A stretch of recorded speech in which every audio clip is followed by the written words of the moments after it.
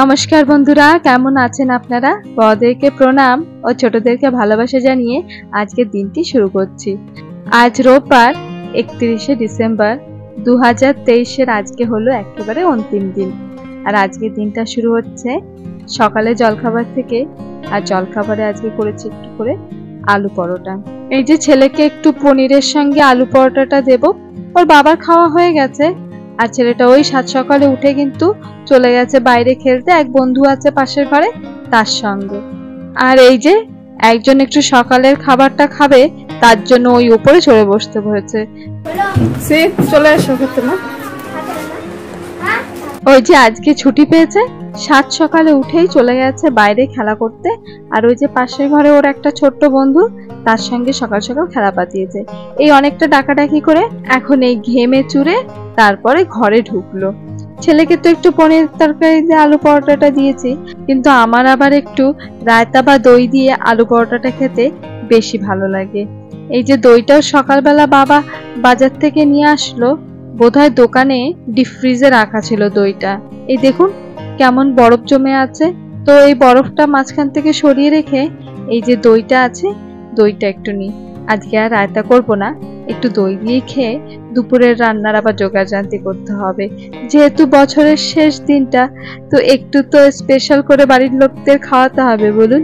আর ওর বাবা তো এই এমনি আলু পরোটাটা খেয়ে নিল।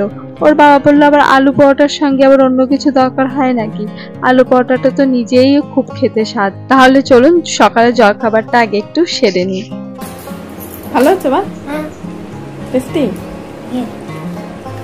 তুমি কি খাচ্ছ? তোমার কি অবস্থা? কি হয়েছে? সারা মুখে লেগে গেছে? তাড়াতাড়ি খেয়ে নাও, তারপরে মুখ ধোবে। ভেবেছিলাম একটু বিরিয়ানি করব, তো দেখলাম ওর বাবা আজকে যে মুরগিটা নিয়ে এসেছে, ওই ধরুন একেবারে গোটাই নিয়ে এসেছে।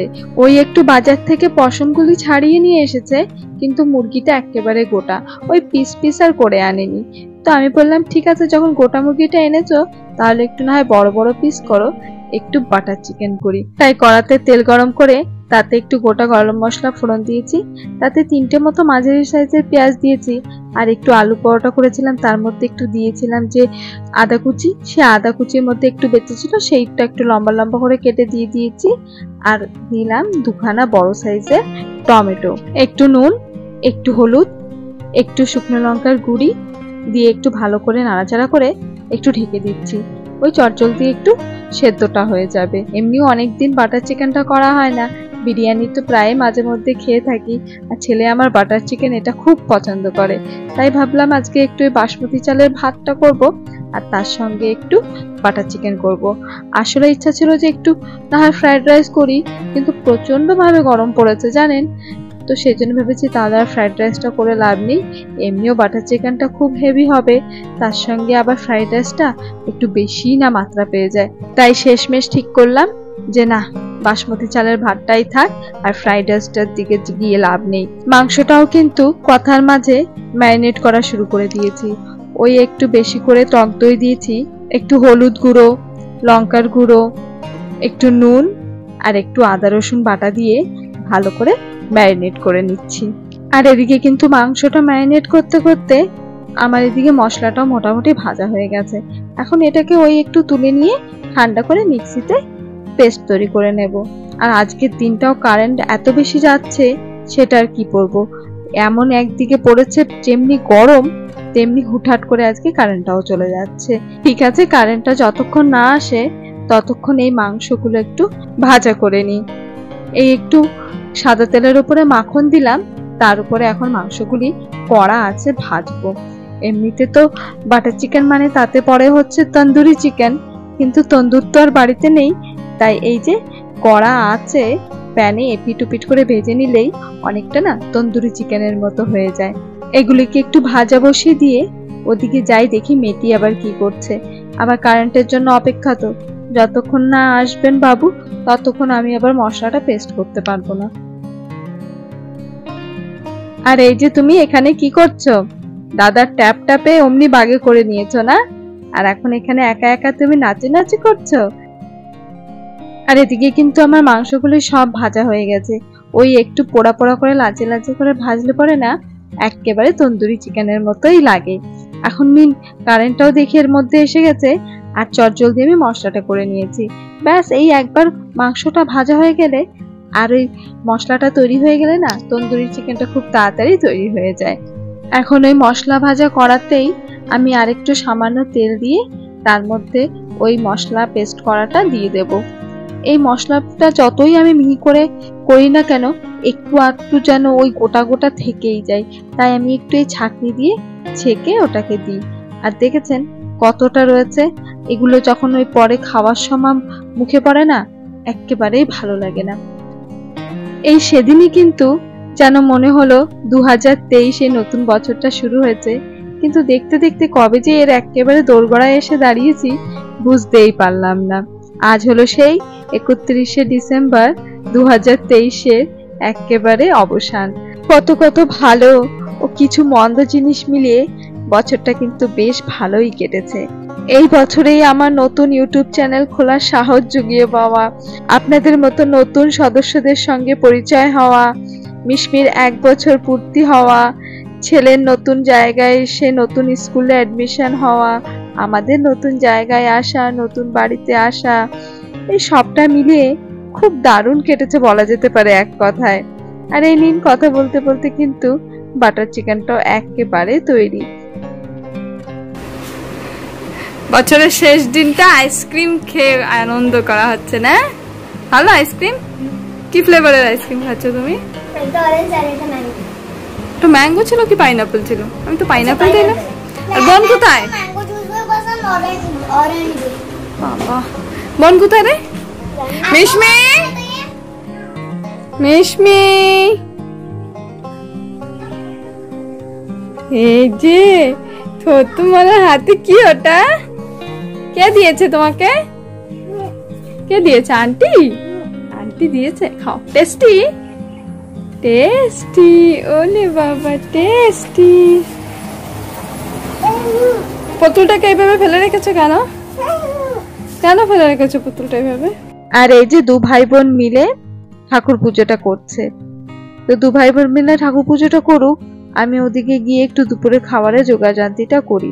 ওর বাবা বলল একটু দুপুরের খাওয়াটা না হয় একটু তাড়াতাড়ি করো আজকে, যদি একটু সময় পাওয়া যায় তাহলে একটু বিকেল বেলা মেলা থেকে ঘুরে আসবো। আমাদের আন্দামানে এই শীতকালে কিছু কিছু জায়গাতে সমুদ্রের পাড়ে এই বিচ মেলা বলে একটি মেলা হয়। তো আমারও এই প্রথমবারই এরকম কোনো মেলাতে যাওয়া হবে, এর আগে এরকম কোনো মেলাতে আমি যাইনি। আর এই যে ভাতটা গোছানো হয়ে গেছে, যাই ছেলেকে দিই, তারপর সবাই তাড়াতাড়ি করে একটু খেয়ে উঠে দেখি একটু বেলা থাকতেই বেরিয়ে পড়ব। আর এই যে বেরিয়ে পড়েছে সপরিবারে মেলার উদ্দেশ্যে। ওই বেরোতে বেরোতে বেলা 5টার মতো হয়েই গেল। ওই একটু তাড়াহুড়ো করেই বেরোলাম। আর এই যে মেয়ের দুটো টিক্কি এই গাড়িতে বসেই বেঁধেছি। আবার অনেকটা দূর তো এখান থেকে, ওই 40 কিলোমিটার মতো দূর যেতে হবে। এই ধরুন ঘন্টাখানেকের মতো লেগেই যাবে। এই যে ঘন জঙ্গলের বুক ছেড়ে আমাদের ন্যাশনাল হাইওয়ে ধরে এগিয়ে চলছি, আর ওই পৌঁছতে পৌঁছতে কিন্তু সন্ধ্যা মতো হয়েই যাবে। আর আমাদের এখানে মেলা ওই সন্ধ্যা না হলে লোকজন তেমন একটি দেখা যায় না। দিনের বেলাটা আমাদের এখানে মেলা বলতে কোনো জমজমাটি থাকে না। আর এই যে ঘন জঙ্গলটা পেরিয়ে একটু খোলা মাঠের দিকে এসেছি। এই খোলা মাঠটা কিছু সময়ের জন্যই থাকবে, তারপরে কিন্তু আবার সেই ঘন জঙ্গলই শুরু হয়ে যাবে। আর এই যে এটা হলো মেলার প্রধান প্রবেশ পথ। ওই বলেছিলাম না, ওই পৌঁছতে পৌঁছতে কিন্তু সন্ধ্যা অনেকটা হয়েই যাবে। এই 5:45 মতো বাজে, আর এখন এসে পৌঁছলাম। আর এই মেলাটা কিন্তু পুরোপুরি সমুদ্রের সৈকতের পাশেই। ওই পাশে ঘুটঘুটে অন্ধকার যে জায়গাটা দেখছেন, ওটাই আসলে সমুদ্র। দিনের বেলাটা যদি আসতাম তাহলে সমুদ্রটা দেখাতে পারতাম, কিন্তু এখনই আলোগুলি দেখেই মন ভরাতে হবে। আর ভেতরটা এসে দেখলাম ভালোই বড় মাঠ রয়েছে। আগে যদি জানতাম তাহলে ওই বিকেল বেলাটাই বাচ্চাদেরকে নিয়ে চলে আসতাম, এই মাঠে ছেড়ে দিতাম, বাচ্চারা খেলতো, কত আনন্দ পেত বলুন। আর ওই চারিপাশটা নারকেল গাছে ঘেরা, কি অপূর্ব দৃশ্য। দিনের বেলাটা যে কেন আসেনি তাহলে আপনাদের সঙ্গে একটু শেয়ার করতে পারতাম।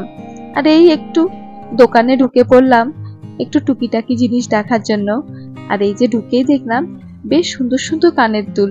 বলুন কি অপূর্ব দেখতে লাগছে এক একটা। ওই একটু দেখছিলাম, আবার একটু দোকানে ঢুকে ঘাটাঘাটি না করলে ওর বাবা মনে করে আমি যেন একটু আনন্দ করছি না। তাই ওর বাবার মনটা রাখার জন্য এই দোকানে এসে একটু ঘাটাঘাটি করে দেখলাম। তো কানের দুলগুলি বেশ লাগলো, কিন্তু খুব বড় সাইজে জানেন। এত বড় বড় কানের দুল তো আমি কানে নিই না। তো একটু দেখেই আবার বেরিয়ে পড়লাম। আর এই যে মিশমিকে একটু ছেড়ে দিয়েছিলাম মাঠে, তো দেখলাম বেশ আনন্দের সঙ্গে খেলছিল দু ভাই বোন। এমনি তো মিশমি কোথাও বাইরে আসলে কোল থেকে নামতে চায় না, তো এখানটা এসে দেখি এই মাঠে ছুটোছুটি করে বেশ আনন্দ পাচ্ছে। শুধু একটাই কি অসুবিধা জানেন, সমুদ্রের পাড়ে তো প্রচন্ড পরিমাণে হাওয়া বইছে। আর ওই যে একটু জ্যাকেট আর একটু টুপিটাও তো সঙ্গে করে নিয়ে আসিনি, ভাবতেই পারিনি এরকম পরিবেশ হবে। তো যাই হোক, এই 2023-এর শেষ দিনটা কিন্তু অসাধারণ কাটলো আমাদের। তাহলে বন্ধুরা, আজকের ব্লগটি এ পর্যন্তই থাকলো। দেখা হচ্ছে আগামী ব্লগে। ততক্ষণের জন্য ভালো থাকবেন, সুস্থ থাকবেন। ব্লগটি ভালো লাগলে কমেন্টে কিন্তু অবশ্যই জানাবেন, আর একটি লাইক করে দেবেন। দেখা হচ্ছে আগামী ব্লগে। নমস্কার।